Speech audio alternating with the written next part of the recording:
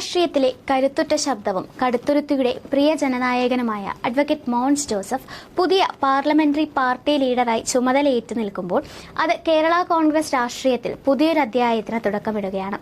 MLA-മാരുടെ യോഗത്തിൽ വെച്ചാണ് അദ്ദേഹത്തെ സഭയിൽ പാർട്ടിയെ നയിക്കാനുള്ള ഈ പുതിയ ഉത്തരവാദിത്തം ഏൽപ്പിച്ചത്.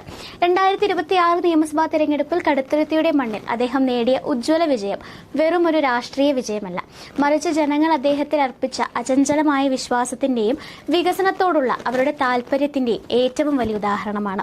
നിലവിൽ കേരള കോൺഗ്രസ് ജോസഫ് വിഭാഗത്തിന്റെ എക്സിക്യൂട്ടീവ് ചെയർമാൻ എന്ന നിലയിൽ പാർട്ടിയിലെ ഏറ്റവും ശക്തമായ സാന്നിധ്യമായ മോൻസ് ജോസഫ് രാഷ്ട്രീയ പ്രതിസന്ധികളിലും വെല്ലുവിളികളിലും UDF-നൊപ്പം ഉറച്ചു നിന്നുകൊണ്ട് തന്റെ രാഷ്ട്രീയ ധാർമ്മികത തെളിയിച്ചൊരു വ്യക്തിത്വമാണ്.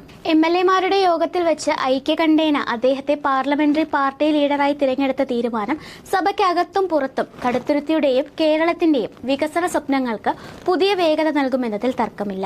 ബേസിലിയസ് കോളേജ് യൂണിയൻ ചെയർമാനായി രാഷ്ട്രീയ പോരാട്ടങ്ങൾ തുടങ്ങി KSCയിലൂടെയും യൂത്ത് ഫ്രണ്ടിലൂടെയും കരുത്തുറ്റ ജനനായകനായി വളർന്ന മോൻസ് ജോസഫ് 1996-ലാണ് ആദ്യമായി നിയമസഭയിലെത്തുന്നത്.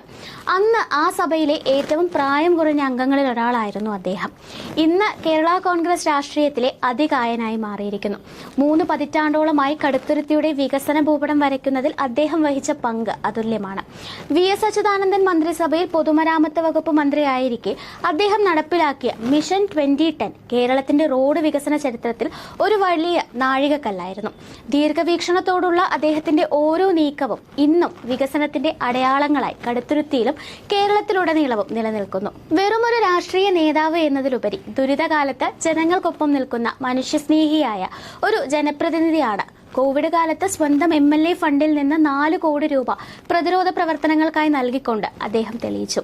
ആരോഗ്യ മേഖലയിൽ ആർദ്രം പദ്ധതി വഴി താലൂക്ക് ആശുപത്രികളെയും പ്രാഥമികാരോഗ്യ കേന്ദ്രങ്ങളെയും നവീകരിക്കുന്നതിൽ അദ്ദേഹം കാണിച്ച പ്രത്യേക താൽപര്യം കടുത്തുരുത്തിയുടെ ആരോഗ്യ രംഗത്ത് വലിയ മാറ്റങ്ങളാണ് കൊണ്ടുവന്നത്. ഇപ്പോൾ പാർലമെന്ററി പാർട്ടി ലീഡർ എന്ന പുതിയ ഉത്തരവാദിത്തം ഏറ്റെടുക്കുമ്പോൾ അഡ്വക്കേറ്റ് മോൻസ് ജോസഫിന് മുന്നിൽ കൃത്യമായ ഒരു വികസന ലക്ഷ്യമുണ്ട്.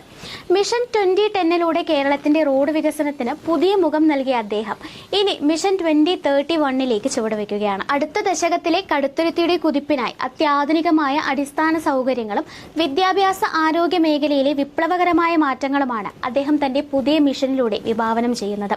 കാലാവസ്ഥാ വ്യതിയാനങ്ങളെ അതിജീവിക്കുന്ന റോഡ് ശൃംഖലകളും കർഷകർക്കായുള്ള ആധുനിക വിപണന സൗകര്യങ്ങളും ഈ പദ്ധതിയുടെ പ്രധാന ഭാഗമാണ്.